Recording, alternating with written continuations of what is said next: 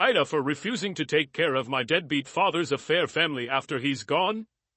My father, whose absence carved a void deeper than words could ever describe, abandoned me, my mother, and my sister when I was just a tender 5 years old.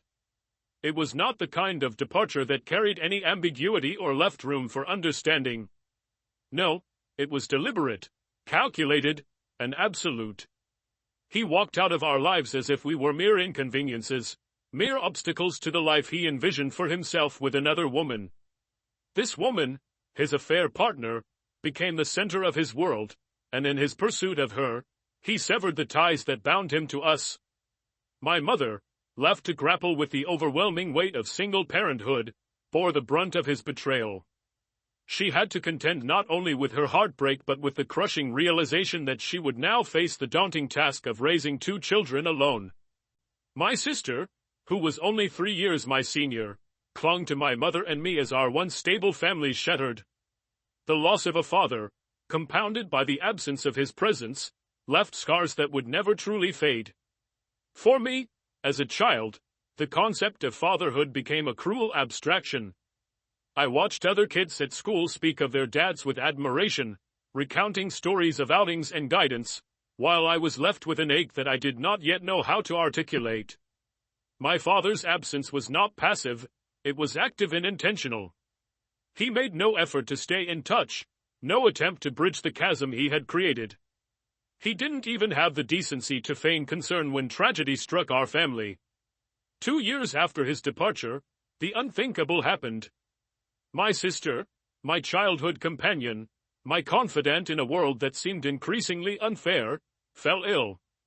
It was a sickness that turned our lives into a waking nightmare. The hospital became a second home, its sterile walls echoing with the hum of machines that kept her fragile body alive. My mother was a pillar of strength, refusing to crumble under the weight of her grief, even as my sister's condition worsened. And where was my father? Nowhere. Not once did he visit. Not once did he inquire. Not once did he so much as send a card. When my sister passed away, a piece of our family died with her. The funeral, a somber ceremony of muted sobs and trembling hands, marked the culmination of a pain I could not yet fathom. Yet, even in our darkest hour, he was absent. He didn't attend, didn't call, didn't acknowledge the loss of his own daughter. As if his indifference wasn't enough, he fought tooth and nail to shirk any responsibility. Child support, that lifeline designed to ensure that children of broken homes still had their needs met, became a battleground. He resisted at every turn, hiring lawyers and exploiting every loophole to evade his obligations. It became clear that this man, the one who had contributed to my existence, wanted nothing to do with the burdens of fatherhood. And so, my mother, with the resilience of someone who had been forced to weather countless storms, shouldered it all. She worked tirelessly, sacrificed endlessly, and loved unconditionally, ensuring that I lacked for nothing, even as her own dreams were deferred. In a twist of fate, the very people who should have been cheering my father on in his new life turned against him. His parents, my grandparents, were appalled by his behavior. They had always harbored a complicated relationship with him, but his abandonment of his family was a betrayal they could not stomach. In their eyes, their son had disgraced not only himself but the family name. They stepped in where he had failed, providing financial and emotional support when we needed it most. They were there for birthdays, for graduations, for all the milestones he missed. Their presence was a balm, a reminder that not all ties of blood were cursed to wither. When I turned 10 years old, my grandparents made a decision that would shape the rest of my life. They informed me, in the matter-of-fact way that only they could, that I would be the sole inheritor of their estate. It was a declaration of faith in me, a recognition of the bond we had forged in the absence of my father. They made it clear that my father, who had abdicated his responsibilities, would receive nothing. His other children, born from his affair, would also be excluded. This was not a decision made out of spite but out of principle. They believed in justice, in fairness, and in ensuring that the legacy they had built would not fall into unworthy hands. From that moment on, I carried the weight of their trust and their expectations. I understood that this inheritance was not just a monetary gift but a symbol of the love and support they had given me in the absence of a father. It was a shield against the bitterness of abandonment and a reminder that, even in the face of loss, I was not alone. My father's choices had defined my early years, but my grandparents' unwavering support redefined my future. They were the true pillars of my family, the ones who stood firm when everything else crumbled. And so, with their guidance and love, I began to rebuild, piece by piece, a life that my father had so carelessly discarded. I was not blind to the fact that my father had other children. News of their existence reached me through whispers and mentions over the years, but those details barely registered as meaningful in my life.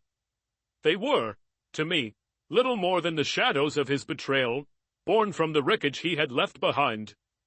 These children, innocent though they may have been, were emblematic of everything I could not forgive. I never considered them siblings. I could not even entertain the thought. My sister had been the sole sibling I had ever known, and her memory remained sacrosanct. She was my blood, my confidant, and my companion during the fleeting years of her life. No one could ever take her place. That bond, forged in the simplicity of childhood and severed by the cruelty of fate, was something sacred. It existed untarnished in my mind, a testament to the family I had once known before my father tore it apart. As I grew older, the distance between me and my father became an impenetrable chasm. It was not merely a matter of geography or estrangement, it was the culmination of years of silence, neglect, and abandonment. He made no effort to involve himself in my life, and I, in turn, made no effort to bridge the gap. It became easy to detach myself from the existence of his new family. They were nothing to me. The man who had fathered them had abdicated his role in my life long ago, and with him went any inclination I might have had to acknowledge his later choices. My world was one defined by resilience and the support of those who truly cared for me, my mother and grandparents. They were the family that mattered. Years passed, and the wounds my father had inflicted became scars visible but no longer raw. I built a life independent of his shadow, one forged in the determination to succeed despite the odds stacked against me. My anger toward him cooled with time, not because I forgave him, but because I refused to let his actions define me. I believed that chapter of my life was closed until last year, when an unexpected and unwelcome event dragged his presence back into my world. The news came like a sudden storm. My father had been diagnosed with cancer. It was a stark reminder of the fragility of life, but it elicited no pity from me. His illness was not a bridge to reconciliation, it was merely another event in the life of a man who had chosen to walk away. I thought nothing of it until he reached out to me. His attempts to contact me were persistent and insistent, but I refused to engage. He had forfeited any claim to my attention years ago, and I was resolute in my decision to keep him out of my life.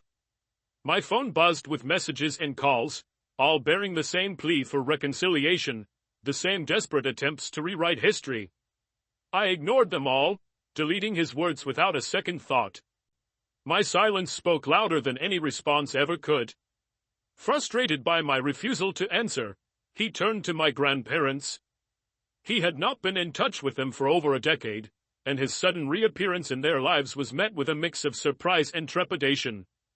Despite their estrangement, they listened when he came to them with his story. He was sick, he said. He wanted to make amends, to repair the bridges he had burned. He asked them to intervene on his behalf, to convince me to give him the audience he so desperately sought. But my grandparents, loyal as ever to my wishes, told him the truth. I wanted nothing to do with him, not even on his deathbed.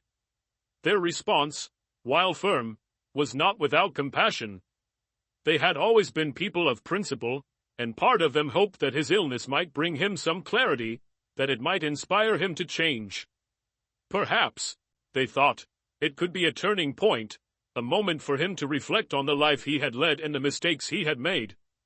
But even their hope was tinged with skepticism. They knew him too well to believe that he would truly change. His history was one of selfishness and irresponsibility, and they had little reason to believe his character would transform simply because he faced mortality. The revelation of his illness brought no closure, no sense of resolution. Instead, it stirred a storm of emotions I had long since buried. Anger, sadness, and frustration bubbled to the surface, mingling with the faintest trace of pity. But I refused to let these feelings sway me.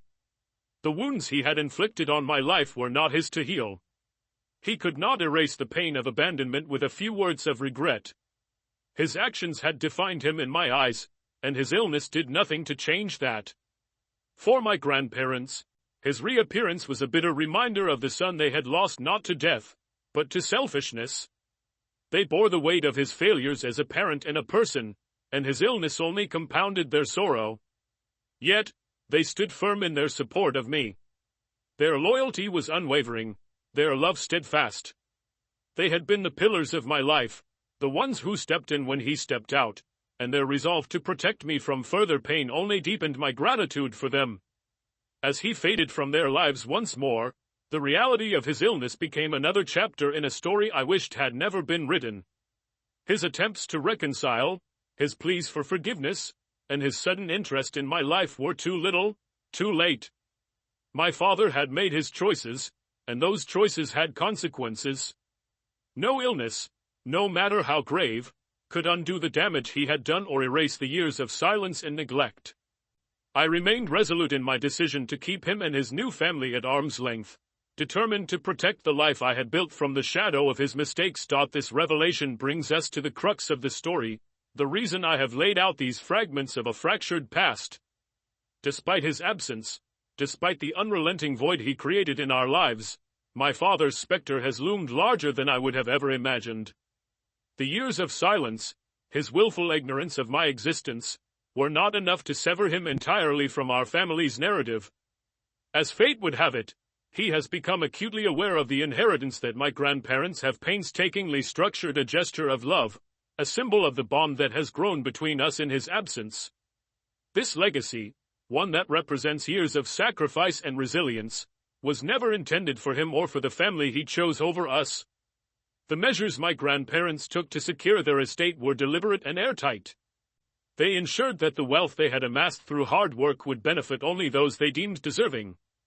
Their decision was not born out of spite, though I would not have blamed them if it were. It was a choice rooted in justice, in the recognition of who had stood by them, who had honored their love and loyalty, and who had abandoned it. They made it clear, from the time I was a boy, that I would be the sole inheritor. My father's actions had disqualified him from any claim, and his other children, products of his betrayal, were equally excluded. When he learned of this arrangement, the finality of it must have hit him like a blow. There would be no legal loopholes, no recourse for him or his family to exploit. My grandparents had planned meticulously, consulting experts to ensure their wishes could not be contested. Even if my father were to somehow outlive them, a scenario that now seemed impossible, he would receive nothing. And so, faced with his own mortality and the undeniable reality of his exclusion, he reached out again. This time, it was not for himself but for the family he had chosen to build in the wreckage of ours. His messages came in waves, desperate and pleading. He spoke of his children, his innocent children, who would be left behind when his illness inevitably claimed him. He implored me to consider them, to ensure that they would be okay in his absence. He painted them as victims of circumstance, as though they bore no responsibility for the sins of their father. And perhaps they didn't. Perhaps they were, in fact, blameless. But their innocence did nothing to erase the pain of my own childhood, the years of neglect and loss that he had inflicted on me and my family. It did nothing to mend the wounds he had caused or to absolve him of the choices he had made. At first, I ignored his pleas. I had no desire to engage with him, no inclination to entertain his guilt-ridden overtures. But his persistence wore on me, each message another reminder of the man who had failed me so profoundly. Eventually, I responded, not out of compassion but out of frustration. I told him, in no uncertain terms, that I wanted nothing to do with his family. His children, while innocent in his narrative, were strangers to me. I had no obligation to them, no bond, no connection. My loyalty lay with my own family, with the people who had stood by me when he had not. His reaction was immediate and hysterical. He bombarded me with texts and direct messages, each one more frantic than the last. He called me cruel, heartless, selfish. He accused me of punishing his children for his mistakes, of perpetuating the cycle of pain that he had started. He begged me to reconsider, to open my heart to the family I had never known. But his words, laden with desperation, fell on deaf ears. I could not find it within myself to care for the plight of strangers, not when my own childhood had been marked by his absence, his neglect, his betrayal. In his eyes, I was the villain of this story, the unyielding figure who refused to extend an olive branch. But I knew the truth. I was not the one who had walked away, who had abandoned his family, who had chosen a new life at the expense of the old. I was not the one who had shirked responsibility, who had turned a blind eye to suffering, who had allowed years of silence to speak louder than words. My choices were not made out of malice but out of self-preservation. I had built a life without him, a life defined by resilience and strength, and I would not allow him to disrupt it now. As I read his messages, a part of me felt a flicker of pity not for him, but for the children he was so desperate to protect. They would grow up without a father, just as I had. They would carry the weight of his failures, just as I had. But their struggles were not mine to bear.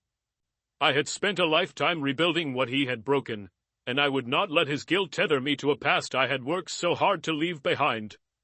His pleas, his desperation, his accusations, they were all the echoes of a man who had realized too late the consequences of his actions. And as much as it pained me to say it, I could not save him from them. As the messages continued to flood my inbox, each one more frantic and emotional than the last, I found myself standing at the crossroads of guilt and resolve. My father's pleas had shifted from self-pity to outright demands, as though the sheer weight of his desperation could somehow compel me to act. His words echoed with a familiar pattern, an attempt to guilt me, to paint me as the one perpetuating the cycle of abandonment and pain. He spoke of his children, his innocent family, as though their existence alone should inspire in me some sense of duty. He begged me to see them not as the offspring of betrayal but as human beings who had no hand in the choices he and his affair partner had made. I could understand the logic of his argument, the way he tried to position his children as victims of circumstance rather than players in the drama he had created. And yet, I could not summon the will to care. It wasn't their fault, I told myself, but it wasn't mine either. I owed them nothing. For all the years of my life, they had been nothing more than faceless names, distant figures tied to a man I could barely bring myself to acknowledge. They weren't siblings to me. They weren't family. They were strangers whose existence had only ever served as a reminder of what I had lost.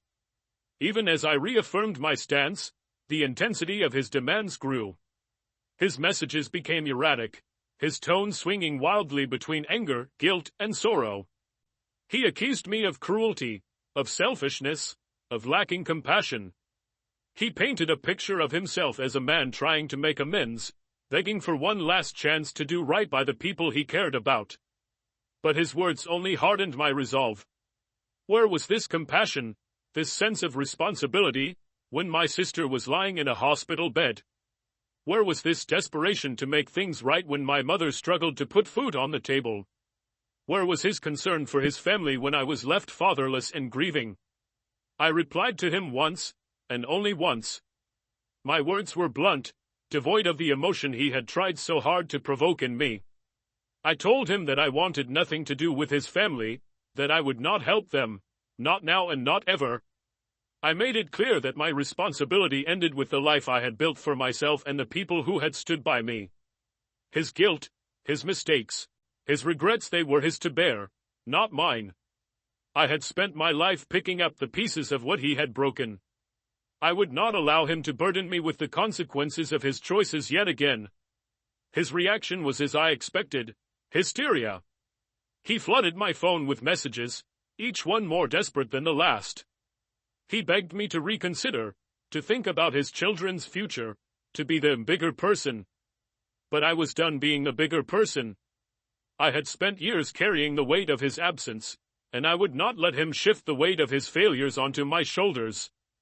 In the end, his words became nothing more than noise, a chaotic chorus of guilt and regret that I silenced with the press of a button. I blocked his number, deleted his messages, and moved on. It wasn't an easy decision, and it didn't come without its own kind of pain. But it was the right decision for me, for the life I had worked so hard to build, for the boundaries I had set to protect myself. And so, I find myself here, writing this story not to seek validation or approval, but to lay bare the complexity of choices shaped by a lifetime of hurt. My father painted me as the villain in his story, the son who refused to forgive, to extend an olive branch, to save a family I had no part in creating. But I know the truth. I am not the villain. I am the product of his decisions, a testament to the resilience born from abandonment. Am I the asshole? Perhaps. To some, I am. To those who see only the surface of the story, who view family as an unbreakable bond, I may seem cold, unyielding, even cruel.